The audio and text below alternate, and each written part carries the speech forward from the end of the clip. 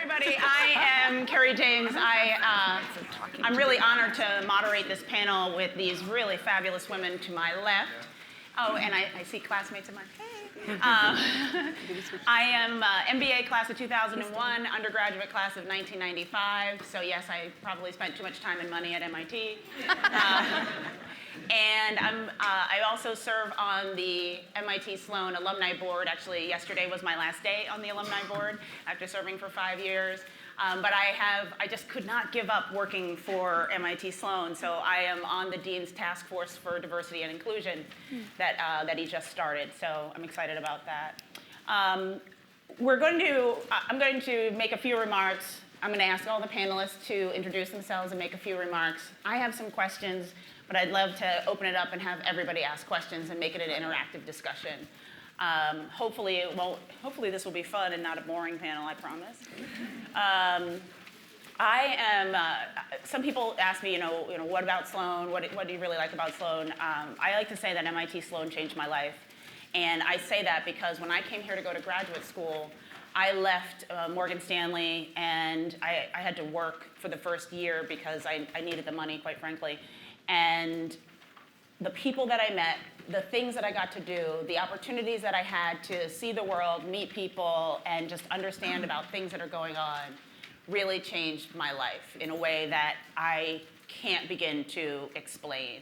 And I had the good fortune and great benefit of having fellowships to be able to pay for school because, yeah, I couldn't really afford it. And I'm really proud to say that I'm a Dean Circle member so that I can give back to the school so that I can pay back those fellowships that were given to me.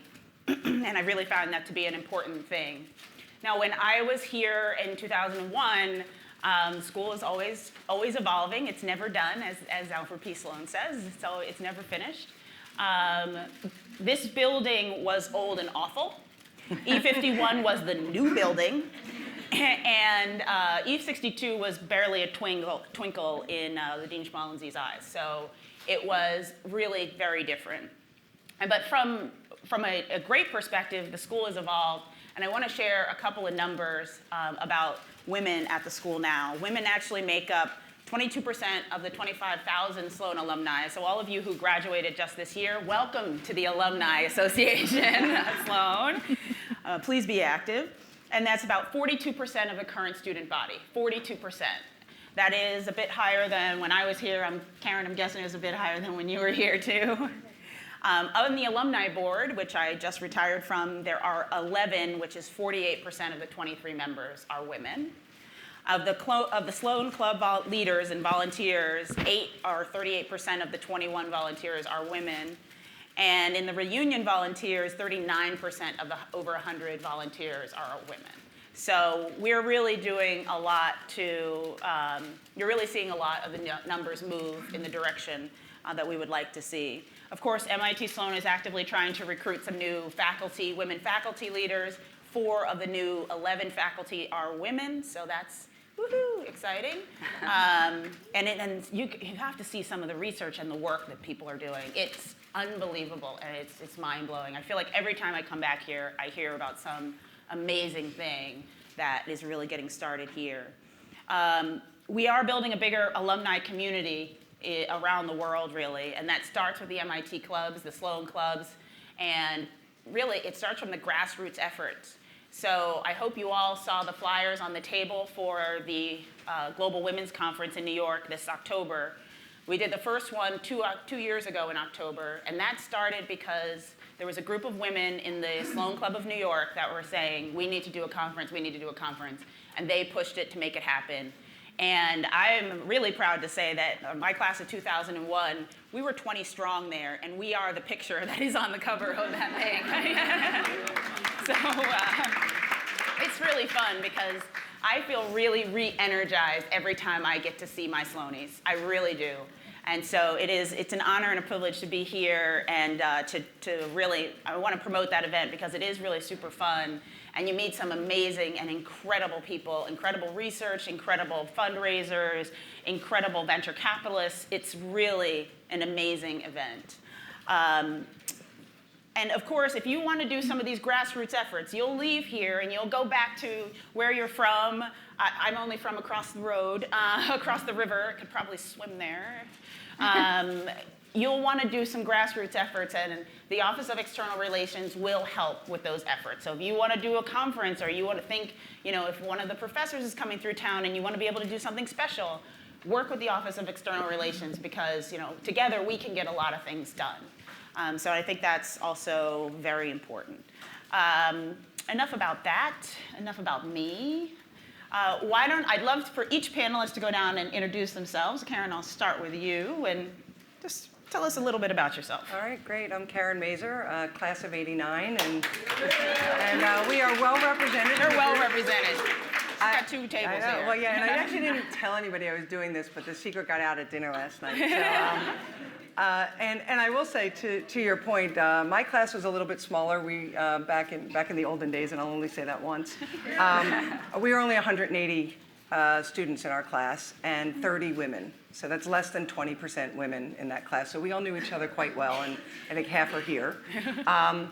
And like you, Kerry, I would say it was life-changing, right? Really tremendous, tremendous friendships that came from that time that we spent together that last now, endure now, even if we only see each other once every 5 years. They're still quite close. Yeah. I've spent that whole time at Deloitte. I started with Deloitte here in Boston. I was based here in the Boston office for 10 years and then moved back to my hometown of Philadelphia 20 years ago. In my career at Deloitte, I would say I've had sort of 2 paths. One is serving our clients, doing lots of different things in and around technology, big, large-scale transformation projects, as well as now more in the area of CIO advisory services, because I don't like doing those big, complicated projects anymore.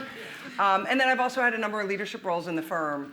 I led our Oracle Services practice for a while. I helped us figure out how to build out our Operate capabilities. So I served on our board for 6 years. I'm actually going back on the board for 6 months right now to finish somebody's term that had to come off.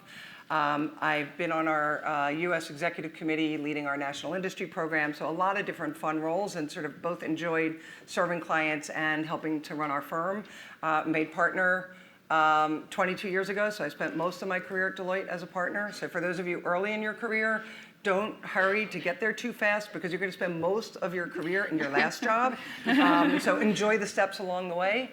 And from a women's perspective, I would say Deloitte, we started a focus around the advancement and retention of women in the early 90s. So I, in the early stages of my career, was a beneficiary of that effort that was really trying to understand how we do a better job at accelerating the careers of women in our firm. And now I would say much more in the champion role. Around making sure that we're walking the talk and doing the things that we need to be committed to. I've also started to take that passion externally. And so a few years back, I started a focus around our clients and female CIOs and programs to try and create community for them to help them grow and support each other. And the benefit to that one was I convinced the firm that in our very first inaugural female CIO conference, we needed to have Michelle Obama as our keynote speaker. And they let me do it, and a pretty special day to have actually fewer people than in this room in a conversation with her. So that's a little bit about me. Excellent. Well, thank you. Hi, everyone. I'm Emily Feldman. I am an MBA class of 2014. I see a couple in the room. Thanks, guys. I will be honest, when I got the email to be on this panel, I wasn't sure if I was being invited to just network with the people on the panel or if I was being invited to be on the panel. I loved my time at Sloan. Before and after Sloan, I was in management consulting with a company called LEK. And I wasn't sure when I got to Sloan if I'd go back, but I decided to go back. And I was really influenced by my time here and what I chose to do at LEK. And then eventually when I left LEK and the decision making that led me there. But in my time at Sloan, I was one of the co-leads for the Sloan Women in Management, and SWIM was really important to my time at and after Sloan. At LEK, I led the LEK US Women's Network across all of its offices, which was a new challenge that I felt empowered to take on because of swim and the amazing sort of relationships and experiences that I had there. And then Sloan gave me the courage, and seeing all of my classmates take on things that challenged them and that they loved, it gave me the courage to leave consulting and find something that made me truly happy. I drove across country with my dog in 2018, and now I'm the director of strategy at PetSmart, so the dog comes with me to work every day. That's pretty fun. I also like the job. And it's great. It's challenging, and finding something you love and that challenges you back is really important, and I'm very, very thankful for Sloan and for being able to be on this panel and to be in such amazing company. So thank you.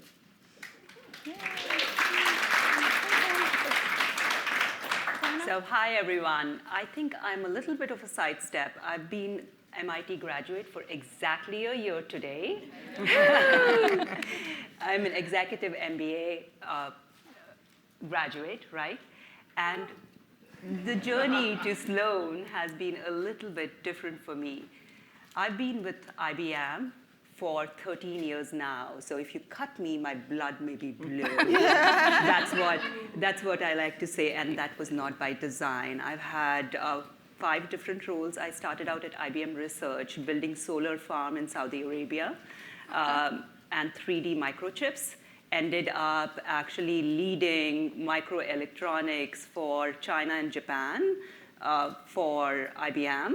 Decided I wanted to expand beyond the world of hardware and figure out, oh, what else is there? Like, I really wanted to understand technology, so I ended up doing innovation. So we got a budget of around $3 million to go play around with, and I got to establish a new program at IBM.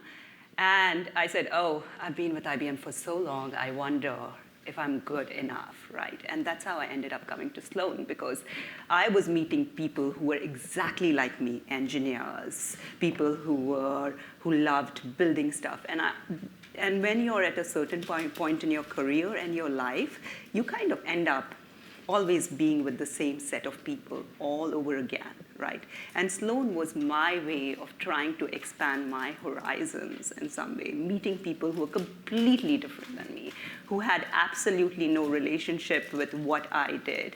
And that's what Sloan did to me, was expanded my horizon beyond what I could imagine. I met folks who were doing NGOs. I met folks who were running finance plays, folks from completely different industries, commissioners, et cetera, right? And you sit there and you're just amazed at the class which MIT cohort was. And that was the growth personally for me. So what have I done since the year I've graduated? Frankly, getting back into being a mom of 2 kids, right? I have a 4-year-old and 8-year-old. When I interviewed for Sloan, I had a 1-year-old and a 5-year-old, and it was a decision not only from a career standpoint, it was a decision which we had to make as a family. And I'm just trying to enjoy my life, learn what to do, and what do I do at IBM? I think that's an important part, right? So now I actually am a director at corporate strategy. What that means is I'm one of the partners. I most recently led the definition of strategy for quantum computing. Sounds super cool. I got like a blank sheet of paper and got told, quantum, go figure out what it is all about, and got to figure out how we spread our budget around 5 years, et cetera. Right now, I'm defining the go-to-market strategy for our Red Hat acquisition, which is the largest technology acquisition in history of, I'm hesitant to say world, but for $34 billion sounds a lot. So I'm trying to figure out what are we going to do with that from a go-to-market strategy. If anyone has ideas. Don't screw it up. And That's I'm awesome. sure he does. That's awesome. All right, that's me in a much longer nutshell than I intended to be. Mel, that's great. That's great. Well, I'm really excited to have everyone here. I will say that we all get to we tried to have a call together before we did the panel, which of course never works out because everybody's busy, and we ended up having 4 individual calls, which was fine with me. But I said, well, I want to know something about everybody before we start, and so I asked them about fun facts about them. I'll throw out a few ideas, and then when you talk to these people afterwards, then you can kind of dig into it. But I will say, there are fun facts up here that involve Miley Cyrus, Kilimanjaro. It's like an insane group of people who are well accomplished in a variety of different ways with many different skills. And I really am happy that you're all here to join us for this call, for this chat. I like to start with what I'll call the idealized view. When you sat here and thought, I'm graduating, I'm walking across the stage, this is what I'm going to do, this is how my life is going to pan out. What did you think when you were there? Let's start in the middle. Me? Yeah. Boy. Well, so I was going back to LEK, a place that I really loved, and I felt very comfortable going back, and I thought, once I was there, I'm not sure I immediately thought, but I thought maybe I would stay and I would be one of those women in consulting that I see up here, and I'm very appreciative. And I thought I would make LEK even more sustainable. I think that was part of my sustainability certificate. I'd really work with businesses across the world and influence them on a path towards sustainability as part of their corporate strategies, which I think is really important. But I stopped having fun.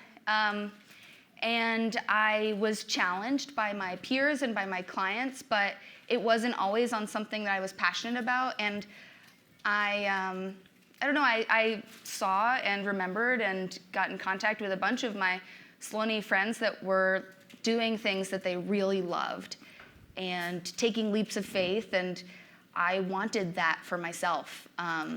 So I didn't expect it when I left, but I found it, and I'm happy with that path.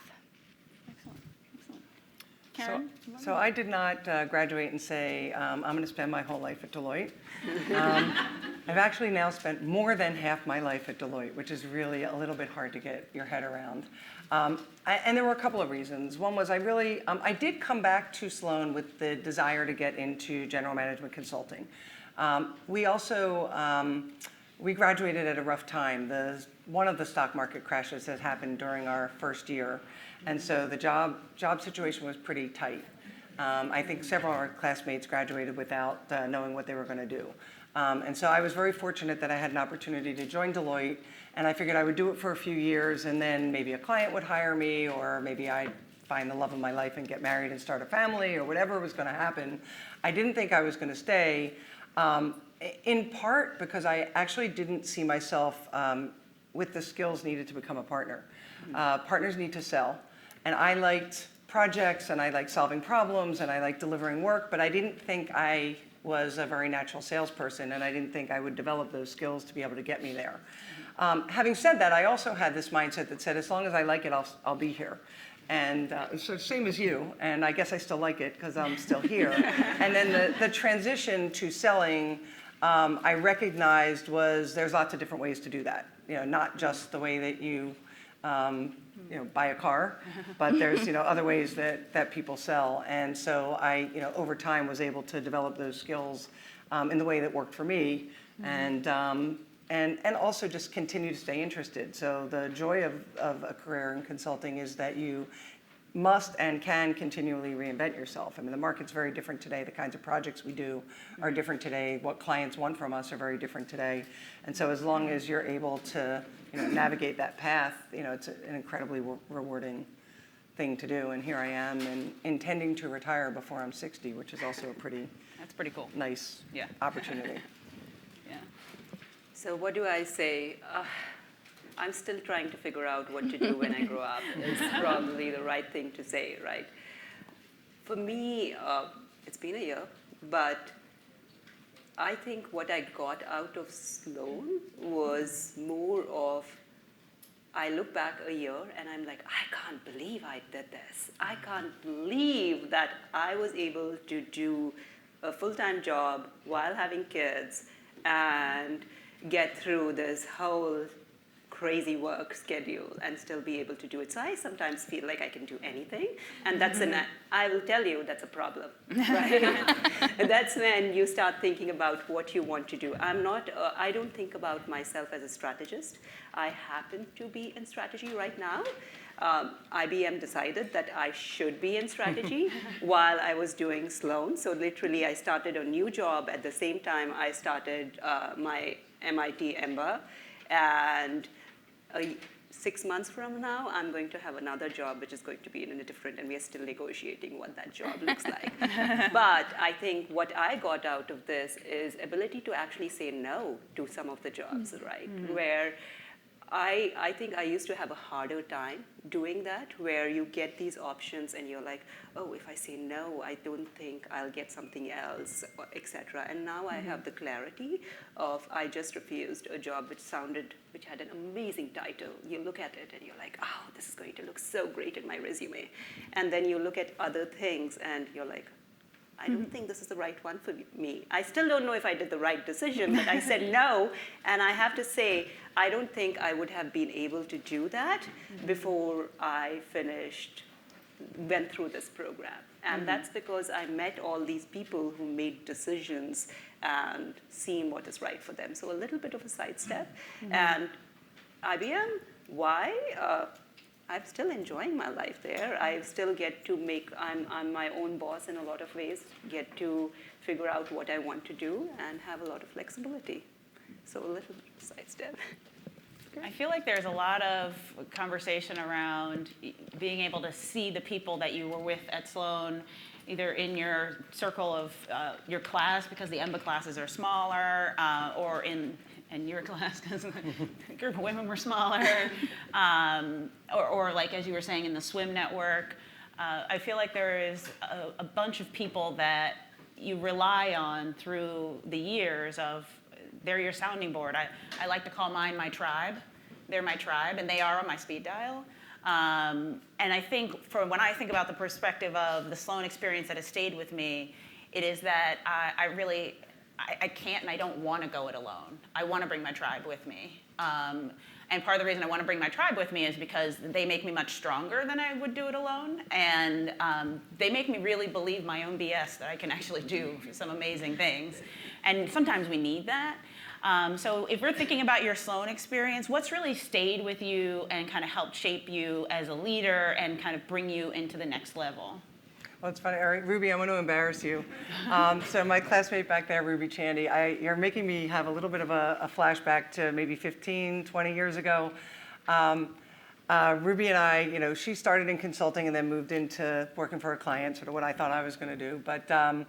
But we both started to just recognize that once we had dug out from the mountain of debt and the student loans were we were both starting to accumulate savings. Maybe we were 6 or 7 or 8 years out of school, and the bank account wasn't zero anymore.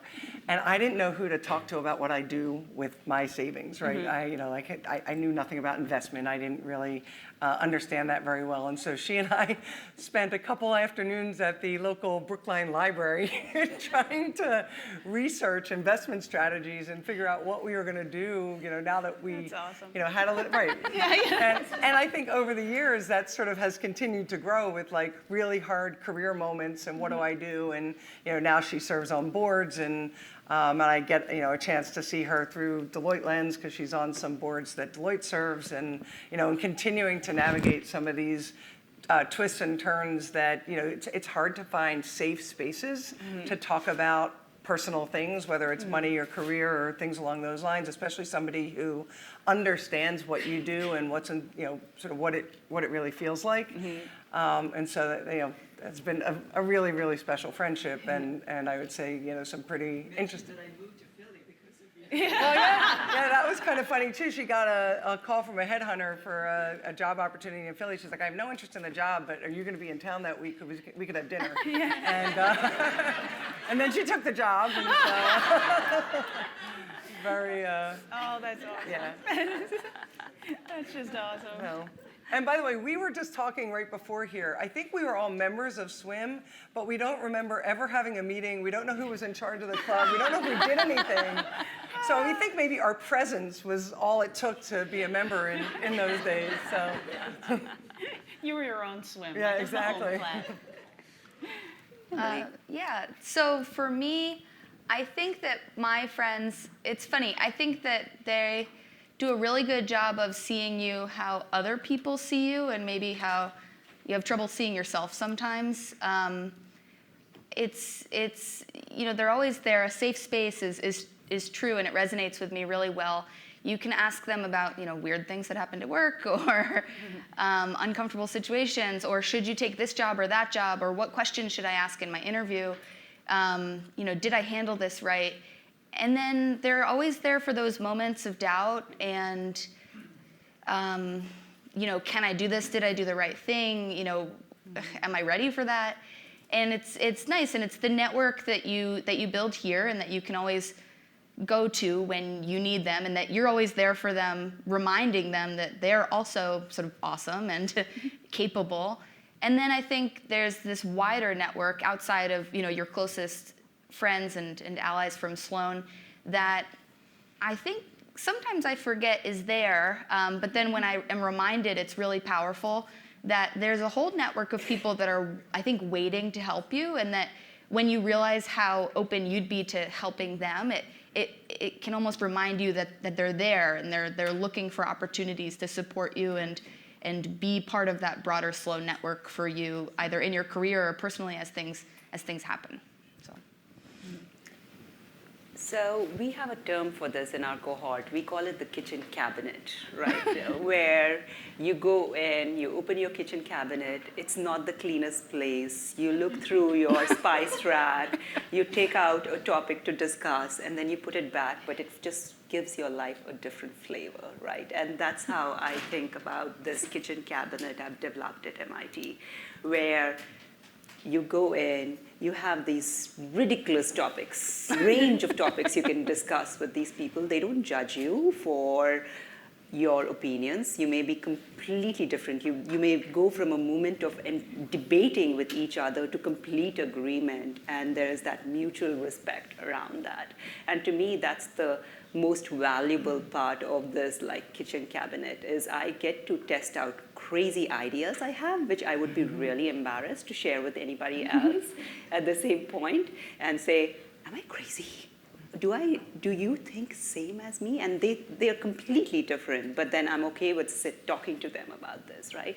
And you come into this program with your own very well-defined set of friends, your very well-defined set of life, and then comes in this kitchen cabinet who completely spices it up and changes it around, etc. And I think that's what this community has meant for me, is trying out these new flavors, learning from these new flavors, and figuring out how to live your life a little bit differently than what you would have if you were not a part of this larger, bigger community. And I am thankful for that, for sure.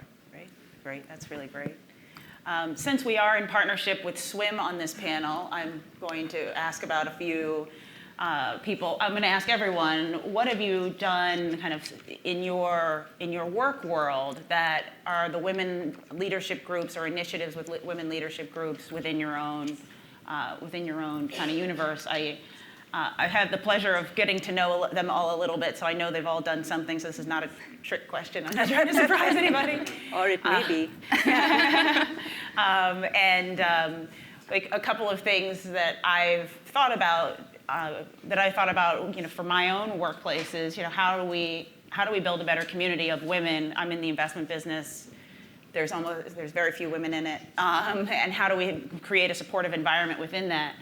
So I'm curious to know and share with the group what initiatives you've taken around women leadership, either at work or on campus or any time in between.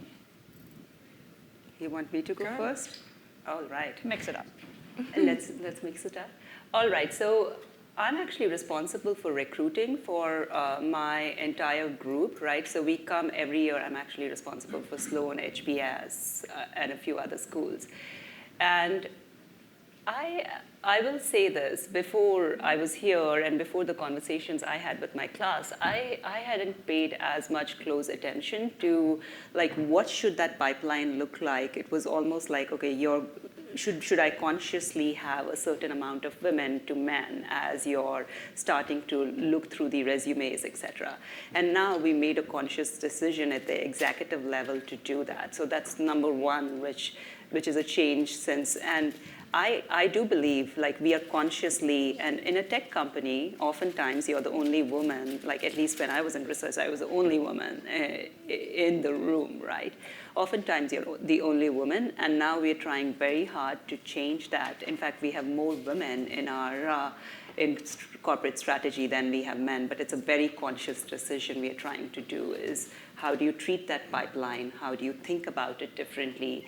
And how do you accommodate differently? That's number one. The second thing is, for me, there was an aha moment where I realized that suddenly you had become a role model, right? Like you always look up to people and you're saying, oh, this is great. There's this amazing, my CEO is a woman, just to be clear, right? Jeannie Rometty is a woman. Amazing role model to have. We have some great executive women leading thing. And then suddenly you have people talking to you about how do you balance kids and how do you balance having two careers. My husband is an executive in his own company and we have to balance our life. Like, it's an interesting challenge, right? And suddenly you're giving and having these conversations and you're like, oh shit, when did I become the role model here? and then you try your best to be a good role model and you don't know if you're doing that, and you start having these conversations with other guys on your team and outside your team on how you make that space. And that's been something which we have a huge culture of mentoring within our company, so we do that very actively.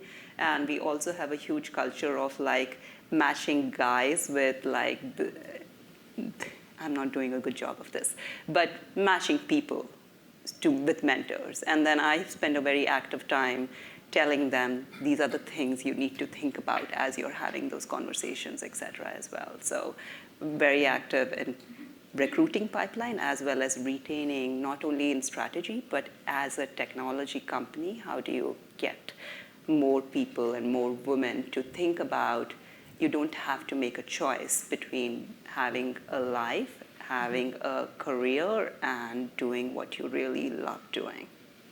So Great. we're going to mix it up. I was active in swim when I was here, and then at LEK, and at PetSmart, there's no sort of there is a formal. They call it WISE, and I don't know what all the letters stand for. Anyway, women in something, and I could take that much of a guess. But I haven't gotten involved. It's mostly targeting people fresh out of college and much earlier in their careers than even me, I guess. Although I still feel sort of very much like there's a lot ahead. Mm-hmm. And it's interesting because I feel like my role in this community and in advocating for women and in navigating myself has been very different across those experiences. At LEK, I think a big part of it was using the voice that I had to try and have the difficult conversations that I knew maybe other people weren't comfortable having. And maybe didn't have the opportunity in those moments with those other leaders in the firm to have and to say things either good or bad, to recognize specific, there's instances when male partners really went out on a limb and did the right thing, but maybe in the moment didn't realize it. And so being able to make that really well known across the firm that partner said something in the moment. I should just tell you, it was a client made a little bit of a sexist remark, and in the moment, the partner at LEK said to his, billion-dollar client, we have a lot of women on our team, and they're very valuable contributors, and I don't appreciate that in this context. And then they just moved on. But I think it's important that people know that he said that in the firm. Or, on the other side, being at some of the big dinners at LEK and having another male partner, say something that, sort of belittled some of the feelings that I knew the female associates were having at LEK, and being able to not confront, but a little bit in that moment, at least challenge that thinking. So I saw that role very differently, and then I come now to PetSmart, where there are women in leadership, and they, maybe not the most senior levels of leadership, although we just hired an EVP, Stacia, who I guess is the second in command, so we're getting there. But there's no real formal network beyond that I could easily find a way into. And I think the biggest thing for me in being a part of this community and figuring out how I'm gonna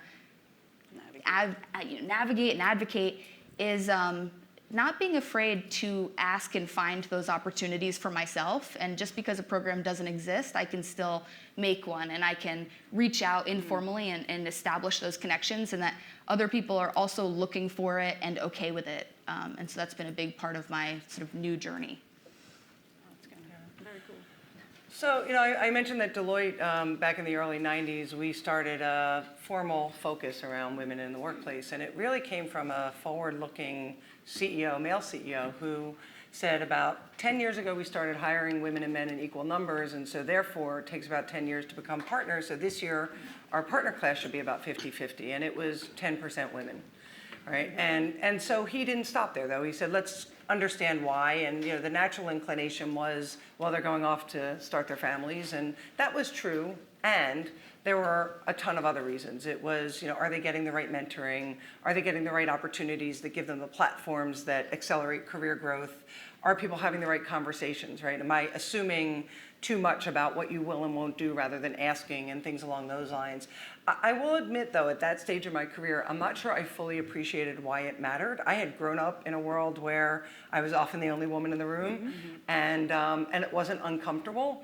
But I would say I started to pay more attention to it, right? The conversation around the firm had me pay more attention to it, and it became really obvious that nothing was going to change, that there were challenges, right? That we were hiring in 50-50 proportions, and there should be more women at the more senior ranks in the firm. And the only way that was going to change is if people actively and intentionally did something about it. And so when you start to think about, and you guys have talked about it, but I sort of think about it in a bunch of different buckets. There's one that's really sort of being clear from a management accountability around what problem are you trying to solve? Are you trying to get to representation? Are you trying to get to advancement? Are you trying to get to an inclusive culture? Are you trying to do all of those things? But sort of really understanding that, and then measure progress against that, because if you're not measuring progress, you don't know whether or not you're improving. I think we are happy that we're better now than we were 25 years ago, but we didn't make the progress in 25 years that we had hoped to. And so every couple of years we sort of reset on that and say, what do we need to do to put more energy behind the things that we're trying to do? The notion of community and things that just help our people feel more confident. I think most of you have read the studies that say, when there's a job opportunity posted, a man will apply for it if they think they have 6 out of 10 of the qualifications, and women will only go if they have 10 or maybe even 11 of the 10 qualifications, and might still, not have the confidence to believe that they can do it. Well, the only way that changes is if people are sort of pushing, right, and saying, you can do it, you should do it, go apply, push yourself. But the flip side of it is also true, that when you look at equally qualified men and women candidates, the man is likely to be judged more capable than the women, which is about unconscious bias and sort of calling those behaviors and things that actually change those bias. We started a program a couple years ago called the Inclusive Leader Experience, and it is deliberately intended to forcing us to recognize unconscious bias in what we do, and making sure that when you're picking mentors and when you're picking teams, that you are cognizant of those biases and creating diverse teams, because diverse teams get to better outcomes, right? There's a business reason to do it. And so me personally, I'm sort of the conscience of the room whenever I'm in one of those rooms, to make sure that we're paying attention to those things. One of the things you sort of poked at a little bit, but this notion of being a role model. So as a single person without children, you sort of wonder what kind of role model you are, because many of the women are like, well, how do I raise a family? How do I balance all these sorts of things? Well, there's a need for this kind of role model too, because the challenge for single women with no children is you can get sucked up into a boundaryless world, right? Where you just get to do everything else because you don't have a kid or a sports event or something. Well, I'm a cat mom and a PetSmart customer.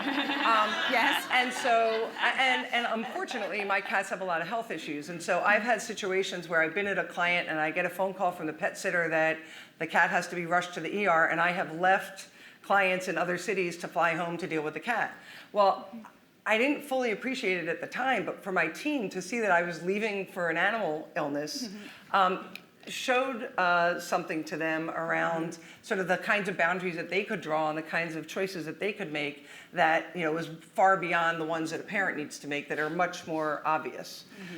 So I would say all of those sorts of things. And now it's just, it's sort of my mission. People expect me to be that voice in the room now.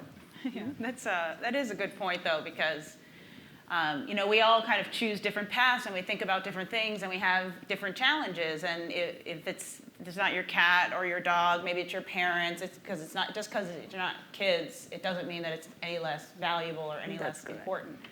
And I would say, and my cat has made a number of appearances on my webcasts on my laptop because he sort of likes to walk across my laptop when Skype is on. So he's well known to my team. Cats love that because my best friend literally just sent me the same picture yesterday. Doesn't the cat know I have work to do? But it is good to think about that.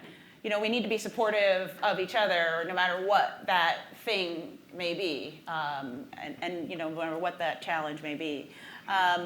One of the other things that I wanted to touch on before we open it up to questions from all of you is to think about, is there something actionable that you would recommend to each person in this room to be a better advocate for women kind of going forward?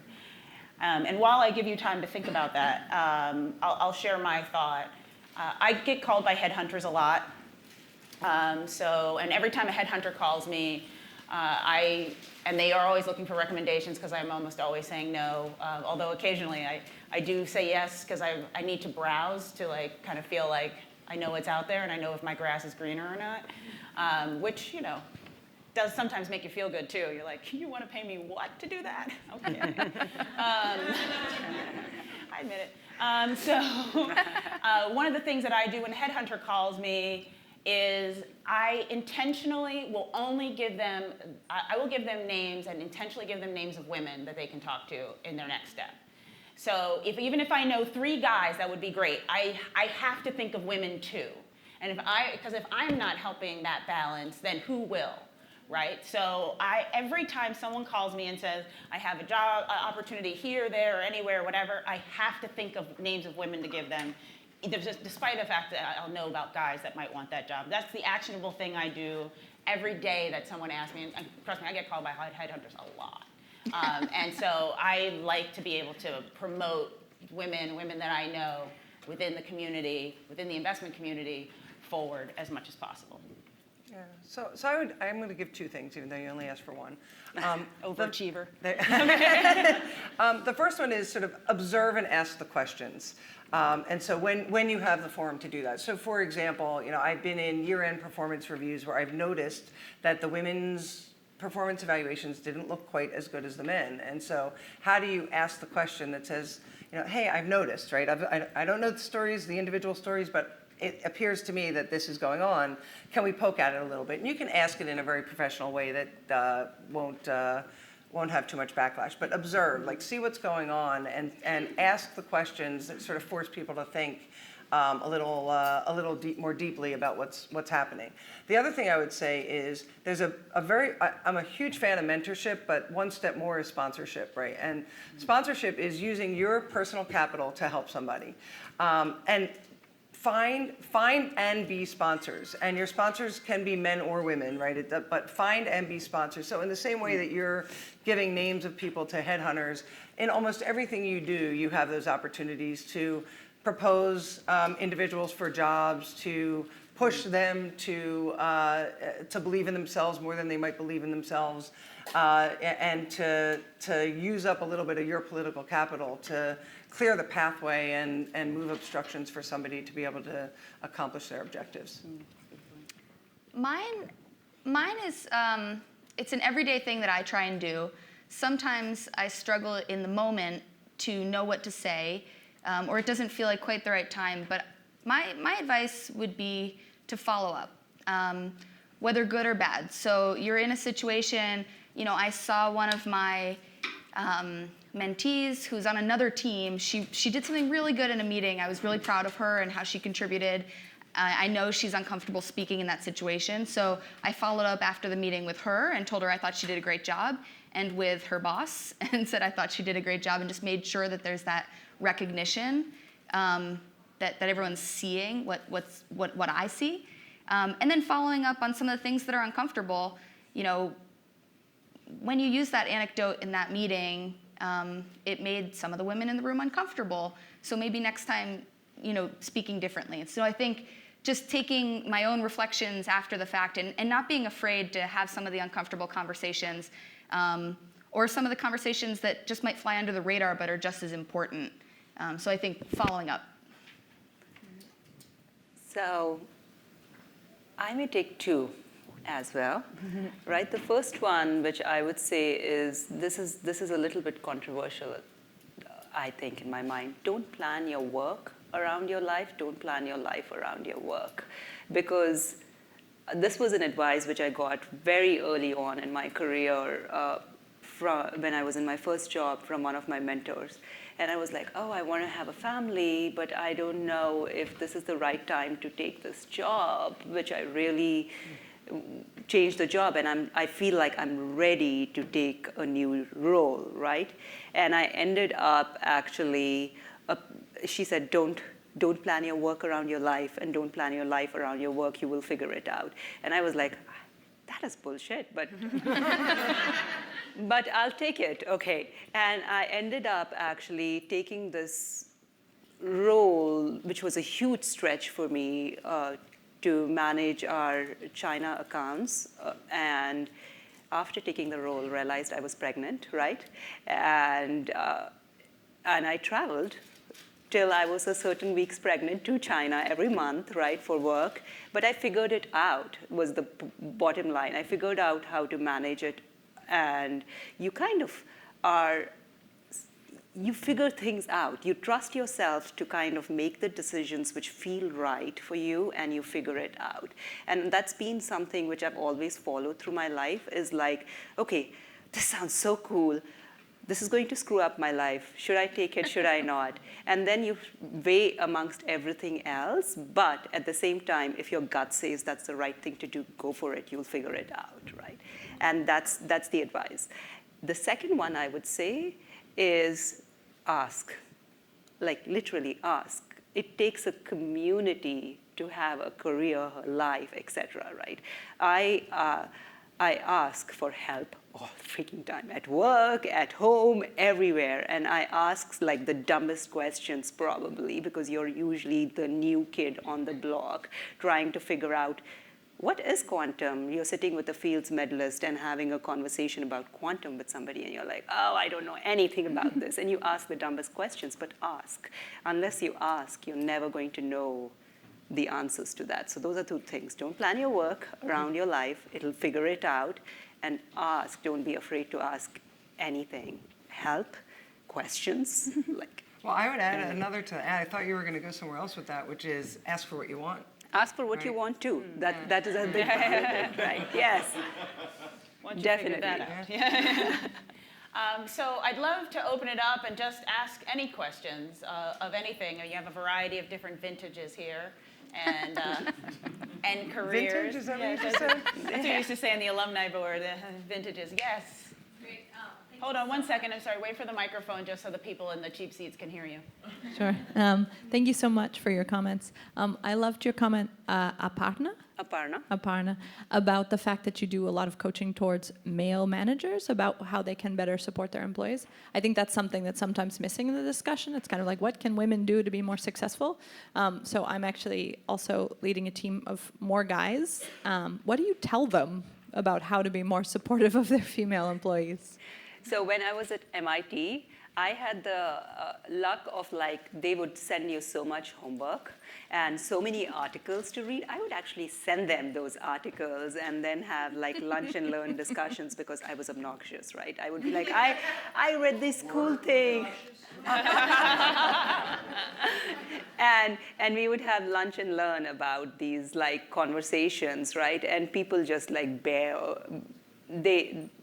they humored me first, and then when you realize that they are actually equally interested, what you realize with your male counterparts is not just that they don't care, they are interested, they just don't have those conversations, right? And when you enable them to have those conversations, it's actually a really interesting things which come out, and it forced me to think some things very differently, which I wouldn't have if I had had those conversations only with a set of women, if that makes sense. So even today, I read up stuff, they read up stuff, we send out stuff, and we have these lunch discussions, which I've scheduled, lunch and learn sort of things with our executive teams, and then we just get together and do that. So that's a tool, it's not the only tool, but I think that's the way which MIT forced me to do that. And it's continued on. Great. More questions? So, this woman over here. Thank you very much. I've enjoyed listening to you. My questions are two. One, how have you dealt with imposter syndrome? Feeling like you're not good enough, you don't have what it takes, feeling like you should have 11 out of the 10 qualifications. How have you struggled? How have you dealt with that? Secondly, I think networking is great. It's necessary in your career, but I see guys tend to do it a lot more easily than the ladies, especially for ladies who are introverts. How have you networked effectively? I'll touch on one thing while everyone thinks for a moment. I was once given a job that I swear I was really not qualified for. I had been working at this firm for 6 years, and I had been living overseas, and they said, hey, we want you to come back and lead the US sales effort. And I was like, I don't know anything about the US business. I've been working in Europe for the last 8 years, basically, and 6 years with them. It means managing a group of 30 people. I've managed teams of 5 or 6. So I definitely felt like I got the job, I got the corner office, and I was like, I totally feel like a fraud. I completely feel like I have pulled the wool over somebody's eyes. And every once in a while I'd look around no, really? Really? And I can't emphasize this enough, and there's a variety of people. A sponsor that I had at my former firm that was like, no, I told them they should put you in that spot, who was really not just encouraging, I mean pushing the daylights out of making sure that I got that job. So sponsorship is key, and talking to your sponsor and kind of listening to what they say. But I come back to my tribe, because I called some of my friends, and a lot of them were my Sloan alums as well, and just was like, this is crazy. They want me to do this, and they think I could do this. And they're like, girl, you got that. I don't even understand. Remember when we did this? Okay, yeah. And remember when you led that? Yeah. Well, that's the same thing. And I would have been panicking almost every day without them. And sometimes you have to feel the fear and do it anyway. You're completely petrified. You still don't feel like you know what's going on. You feel like, and you just got to keep going in and keep taking the step forward and keep trying to make it better. Now, what makes it, and just keep asking for feedback. It's hard when you're in some places that people don't give you feedback. They don't try to help you get better. And some places are like that, not intentionally, but they just are. And when I felt like a complete fraud and a complete imposter, my sponsor and my tribe were the people who kind of got me out of that realm and helped really push me forward. It is really you can't do it alone unless you have a really good therapist. So I'll take your other question, which is around introverts networking, and I actually am an introvert, although you guys won't believe me. I like the phrase you use, feel the fear and just sort of work through it anyway, power through it. But think about sort of the safer environments to build those relationships. So, meetings that a dozen people might be invited to. My natural inclination would be to come in, take my seat, and clear a dozen email while I was waiting for the meeting to start. And you just have to not do that. You have to keep the laptop closed and get a cup of coffee and say hello to people and watch what everybody else is doing, and just take those baby steps to make the connections in those safe, and they're expected of you. So that's sort of the baby step versions. The other part where, where you just want to get to know somebody, find business reasons to do it. If you know that, you can always find a business excuse to go and have a conversation with somebody. Most people like to have their advice sought out, so make up something to ask for their advice. Seriously. That's true. Make up something to ask for their advice on, then they get to do most of the talking. You don't have to carry it. You just have to schedule the meeting and get the conversation going. That's a really good way to get to know somebody. And sometimes you'll have a specific platform to be able to do that and go from place to place to place. And then over time, it just becomes a bit less uncomfortable, right? So I was just. Were you going to add? Were you going to help or ask another question? Can I just add one more thing? I don't think you ever get rid of imposter syndrome, by the way, right? I suffer from an imposter syndrome even today.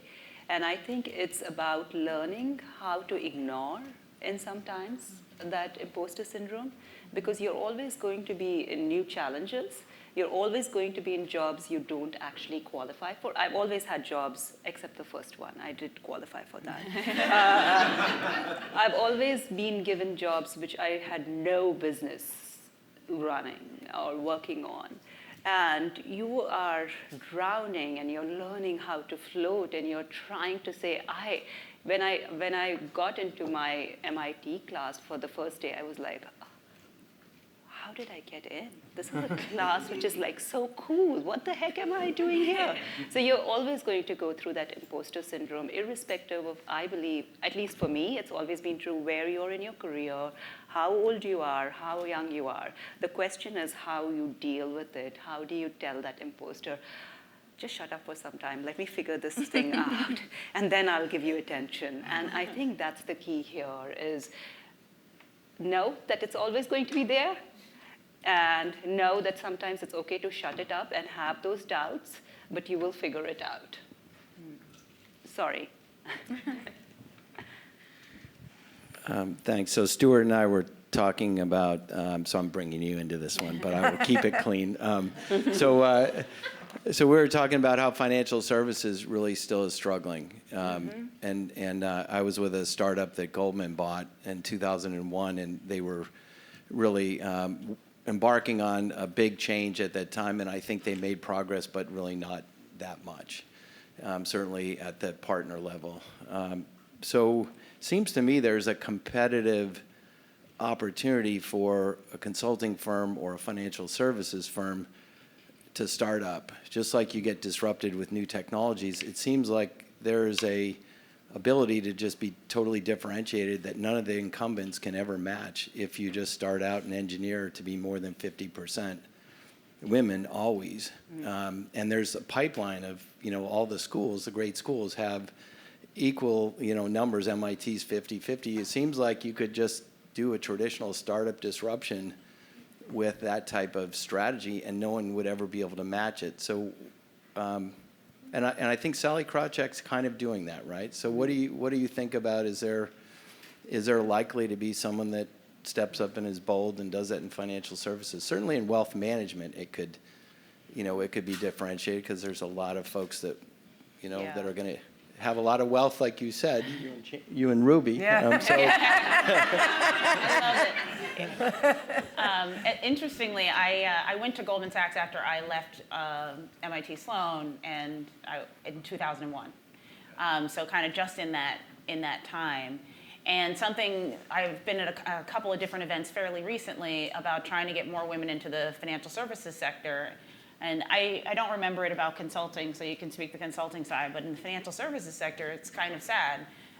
The percentage of women can look very good, but it's where it's concentrated. So it's concentrated into a lot of the client service side and not necessarily on the investment side.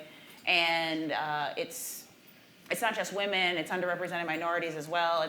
And you look at it, well, you're right, we're graduating a lot of qualified people. Where are they later?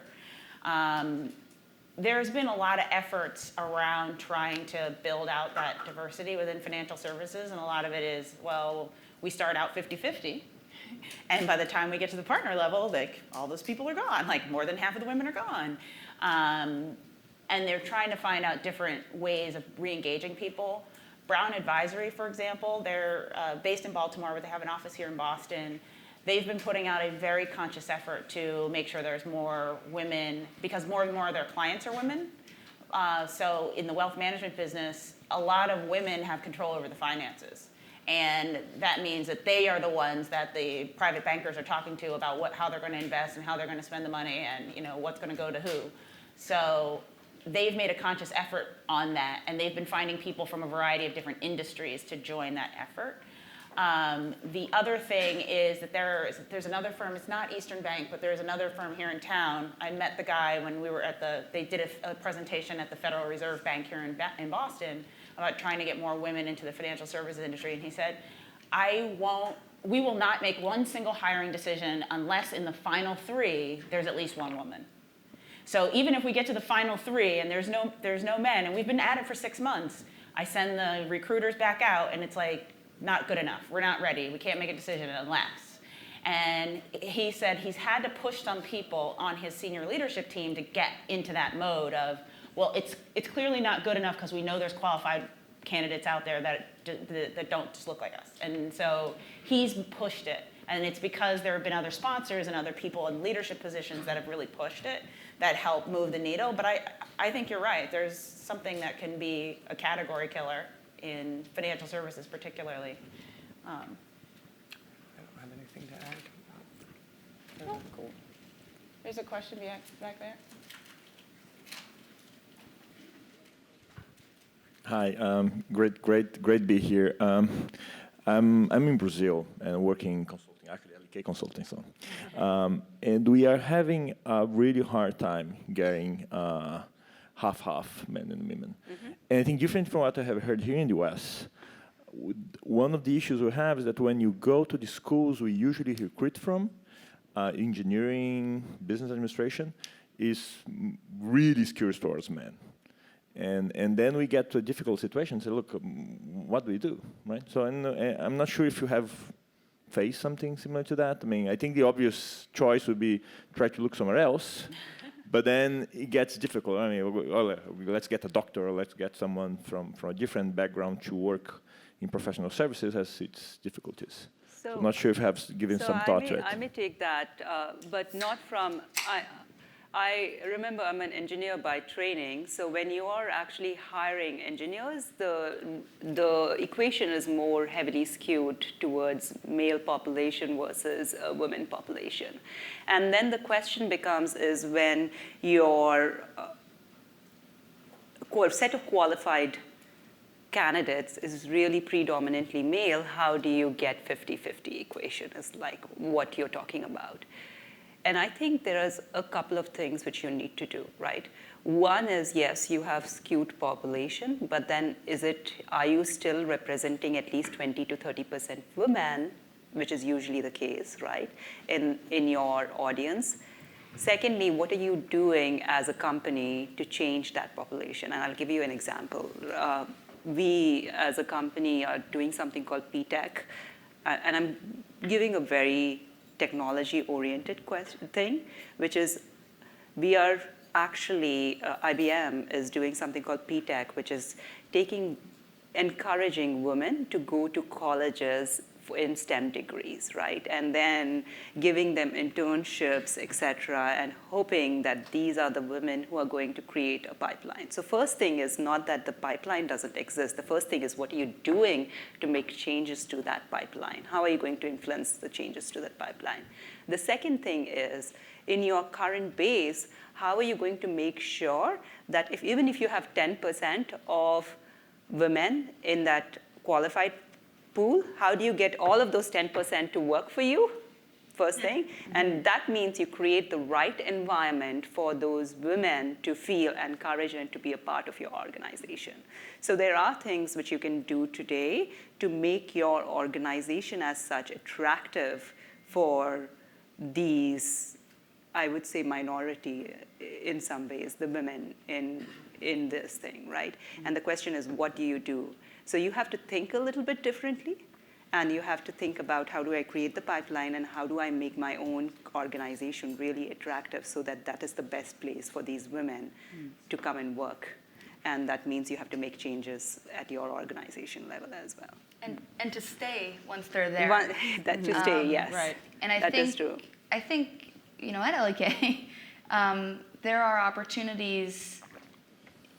It's interesting. I think, particularly in the offices that have more of an imbalance in terms of the percent that are women or men, I think it's really important for some of the male managers and partners to create those relationships, and having the sort of uncomfortable conversations, I think, can really mean a lot to a woman that's just starting out in her career that might not have the, confidence or interest or know that it's an option to find a role model that isn't a woman, if there isn't one available. And so how do you make that an easier relationship?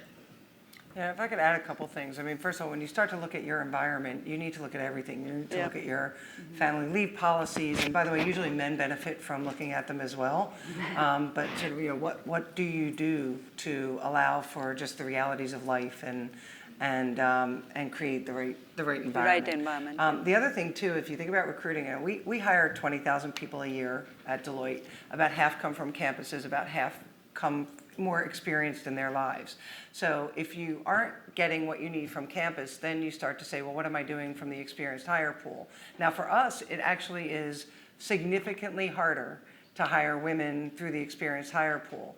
And I, a couple of years ago, for a specific part of our tech practice, I started to take a look at why that was, because our numbers were awful.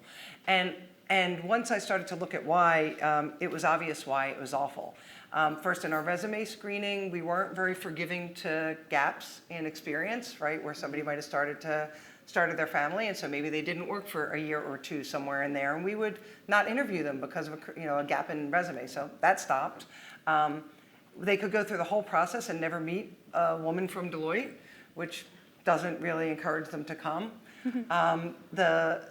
The women tend to need to be courted a little more to get them to interview because of the imposter syndromes. And so you might have to call 3 or 4 times, or you might have to have a gentle voice with them versus sort of the machine. Like we are designed for volume hiring, not for high touch courtship.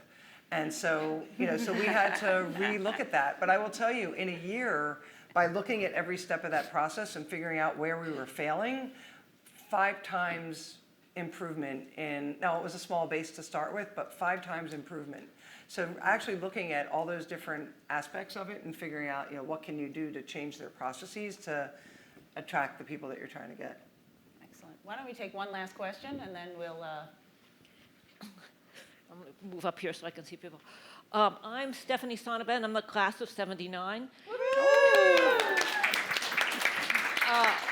In 2010, I co-founded a nonprofit called 2020 Women on Boards, which is a national campaign to increase the number of women on U.S. company boards to 20% or greater by 2020. Which is getting close. Getting close next year, and our numbers are getting close. And so can I just get, how many people are interested one day in being on a corporate board of directors? Great.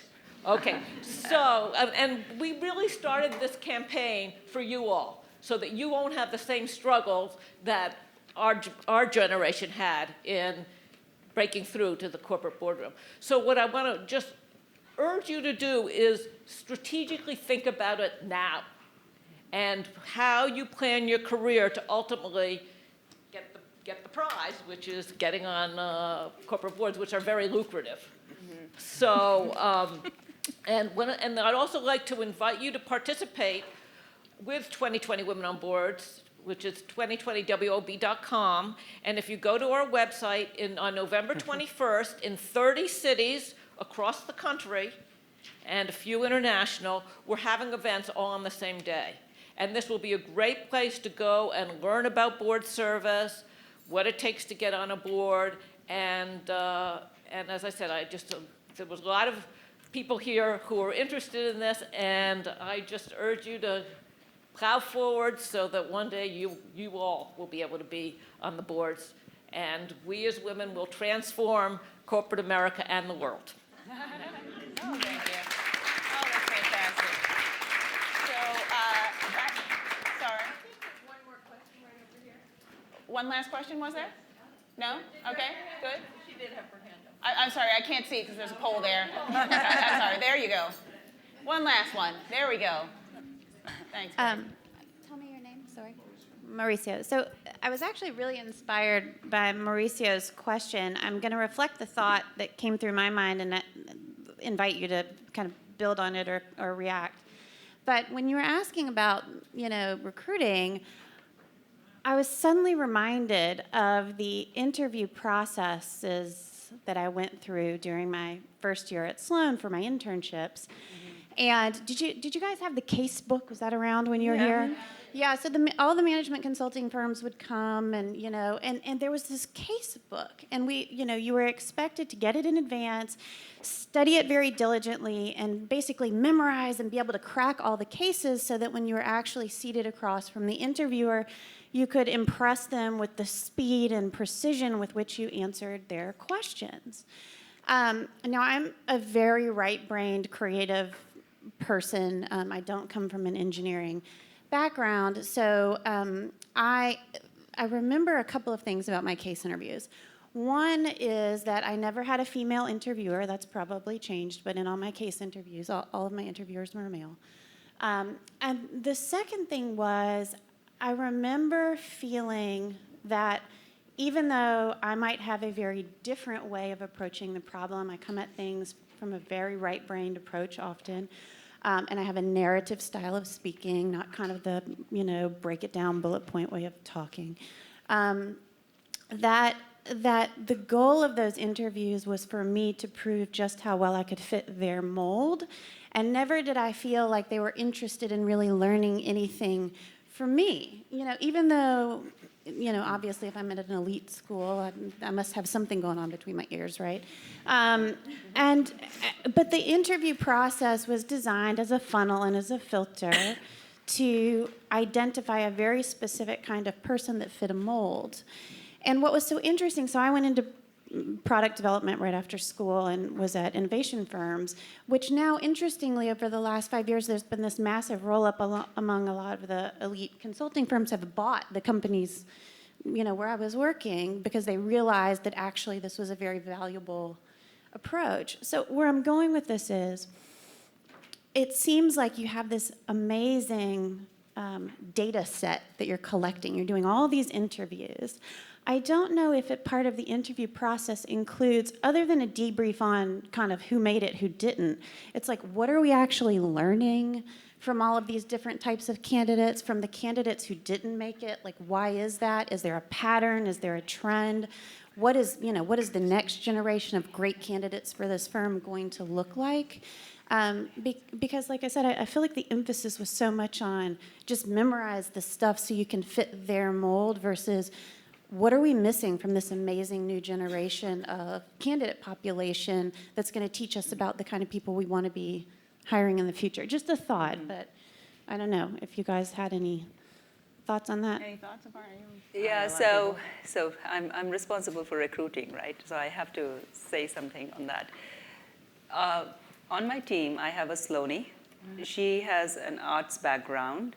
She is working on quantum, and she's doing a kick-ass job on it just because, am I supposed to use the word kick-ass? But It's fine. but she thinks about stuff so differently, like so amazingly differently amongst it so happens right now my project team is all Sloanies, right? Like, it's ridiculous. Like, we could sit and do system dynamics and everybody would understand that. That's the kind of team I have right now. And what I would agree that having this diversity actually brings a lot. So what we deliberately do is at the beginning of the year, we actually go through all the data. We decide how many people from engineering background do we want. These are the many people we want to hire. We want some from engineering background. We want these many people from arts background. We actually want these many people from history background. And we want these many people from economics and financial background, right? So it's a very thoughtful mix, which is very data-driven in some ways. And we are not a very new group within IBM. We've been around for only 4 years, so I have just 4 years worth of data to look at. But it tells you who has been successful, why, and what are the kind of mix you want. So I think it's, to your point, when you start recruiting, you actually are already thinking about what is that final mix of people going to look like and what each one of it brings. So that's how we do it. We do case-based studies too. So we give them a case, but then in our thing, it's mostly about it's less about do they crack the case, but each person has a different way, is how different do they think from somebody else, and what is their approach, and is it clean enough? And there are different ways we think about it. So That's pretty good. So that's how we are actually thinking about our recruiting, at least at this stage. Well, with that mighty fine answer, I'm going to close the panel just a little bit behind schedule. So we can all get to Brad, who's speaking next. Exactly. So we can all get to Brad, who's speaking next and left. I encourage you to observe and ask questions, find sponsorship, and follow up with people. And don't plan your work around your life, nor your life around work, because it all just kind of works out. And always ask. Ask the questions, ask for what you need, and ask for help when you need to. I am so honored that I got to share this time with the three of you. Thank you very much. Thank Aparna, you. Emily, Karen, it's lovely to meet you all. Thank you, guys. Go to the Women's Conference October in New York City. It's going to be super fun. And maybe your class can try to beat my class and how many people we bring. But I doubt it. No, kidding.